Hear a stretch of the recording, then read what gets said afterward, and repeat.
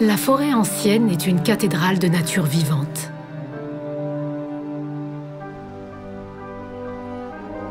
Elle est un puits de stockage de carbone qui contribue à la régulation climatique de la Terre. En Europe, elle peut accueillir plus de 10 000 espèces de plantes et d'animaux sauvages. Elle est un espace de liberté où l'homme intervient rarement.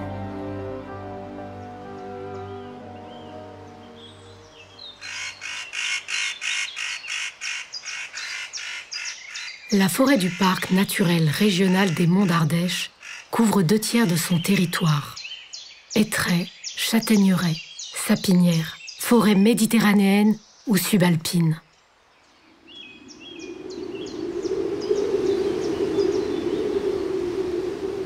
Le temps d'une forêt n'est pas celui des hommes. La forêt est appelée ancienne lorsqu'elle existe depuis au moins 150 ans.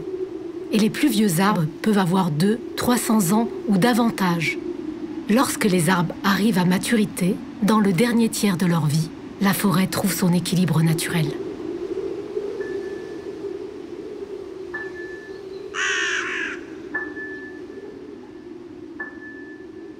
À notre échelle, les arbres peuvent paraître statiques, inanimés. Mais ils ont développé d'autres capacités que les nôtres pour survivre. Pendant des siècles, ils ont subi le vent, le froid, bravé la neige, le gel, résisté aux sécheresses, aux tempêtes. Progressivement, la forêt s'est adaptée. Son écosystème s'est construit, il est devenu varié, solide et résilient.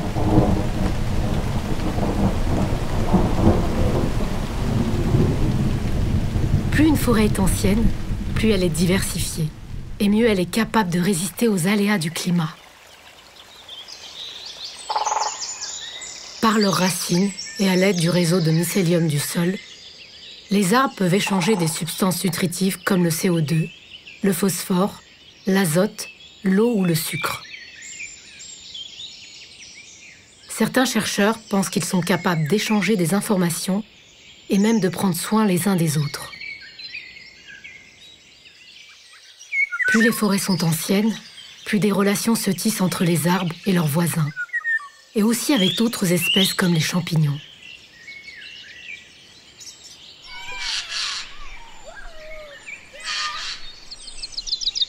La course pour la lumière est l'un des moteurs de la forêt.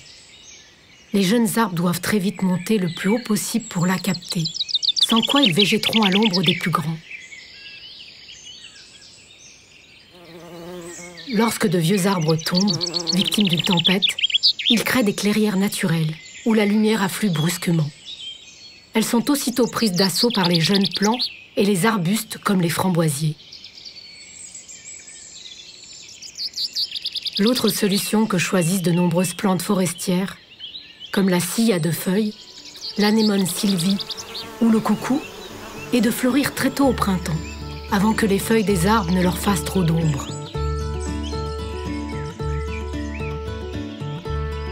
Dans la forêt ancienne, s'est établi un écosystème complexe et varié, avec des plantes et des associations de plantes différentes à chaque étage, à chaque clairière. Au sol et sur les troncs, on trouve des mousses et des lichens, dont certains, comme Musnée ou la Lobaria pulmonaria, sont des indicateurs précieux. Ils prouvent que la forêt existe depuis longtemps. Les clairières humides des forêts ardéchoises sont particulièrement intéressantes pour leur biodiversité. Dans certaines, on trouve au milieu des prêles une orchidée, discrète et très rare, la lystère cordée, dont les fleurs mesurent à peine 1 centimètre.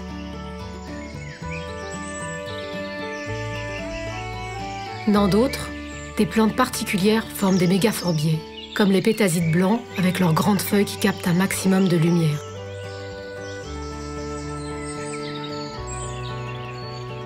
En altitude, dans les tourbières forestières du Tanargue ou des sucs du nord des Monts d'Ardèche, aux côtés des Drosera, de petites plantes carnivores, vit le lycopode, encore appelé patte de loup. Proche des fougères, son mode de reproduction primitif existait dans l'ère tertiaire. Les clairières rocheuses ont elles aussi leurs plantes particulières, comme le saxifrage de Probst. Au cœur des forêts elles-mêmes, la biodiversité est bien présente. L'ail des ours, l'aconite tulou sont eux aussi caractéristiques d'une forêt ancienne. L'épipogon est une curiosité de l'évolution. Cette petite orchidée compense son absence de chlorophylle en se nourrissant auprès des champignons liés au hêtre. Une seule station de cette plante rare est connue sur le territoire du parc naturel régional.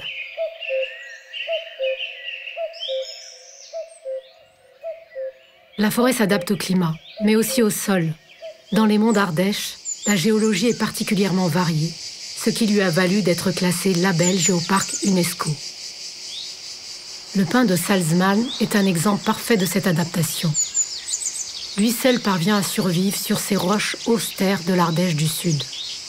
Sur ce grès impénétrable, les pins s'accrochent pendant des décennies. Un spécimen comme celui-ci, d'à peine 20 cm de diamètre, a pourtant déjà 180 ans.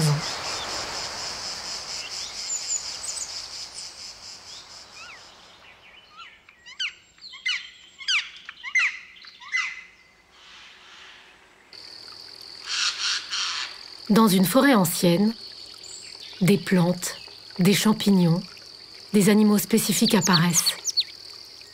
Les êtres vivants, les arbres, les autres plantes, les champignons, les oiseaux, les insectes, les mammifères, les amphibiens dépendent les uns des autres. Le pic noir creuse son nid uniquement dans les troncs larges des arbres arrivés à maturité. Une fois abandonnés, ces loges seront reprises par d'autres animaux, des chouettes, des martres, des chauves-souris. Les insectes constituent les 3/4 des espèces forestières.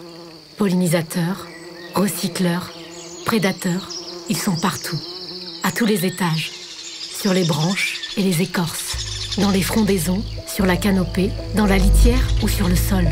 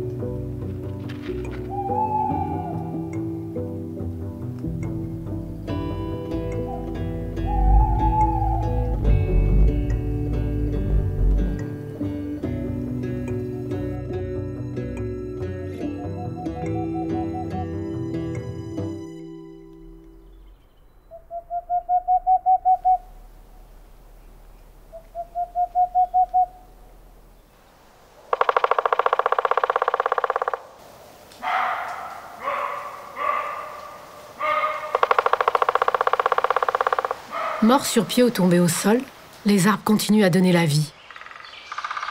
Il s'agit même d'un rôle clé dans l'écosystème.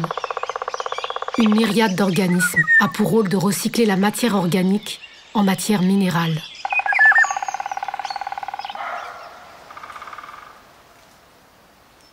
La rosalie des Alpes pond ses œufs sur les hêtres morts ou mourants. Ses larves se nourrissent de bois. Sous sa forme adulte, elle ne vit qu'une dizaine de jours, pendant lesquels elle doit se reproduire.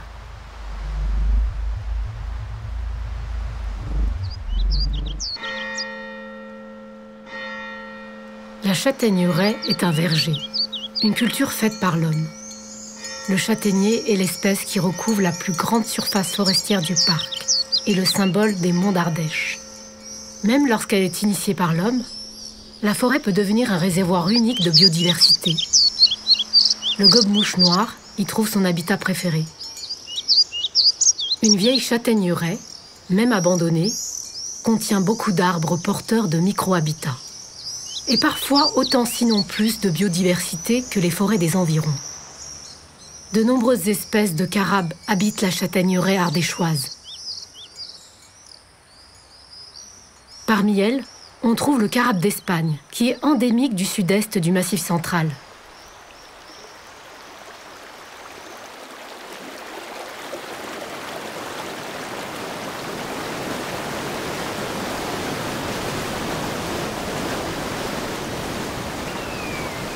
Les forêts anciennes sont rares sur le territoire du parc. Elles se nichent souvent au creux des reliefs difficiles d'accès, qui les ont mises à l'abri d'une exploitation forestière intense. Sur ces zones, comme ici au pied du Tanargue ou au mont Gerbier de Jonc, la forêt laissée en libre évolution est un refuge de biodiversité.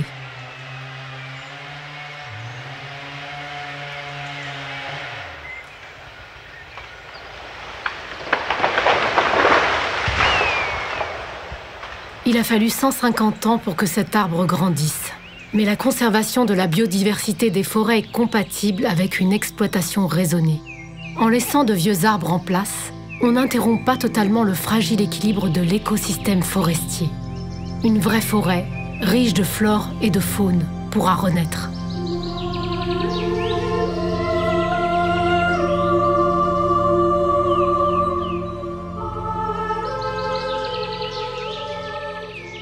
Beaucoup de forêts anciennes d'Ardèche se sont développées autour des abbayes de Mazan, de Bonnefoy et celle aujourd'hui disparue des Chambons à Borne.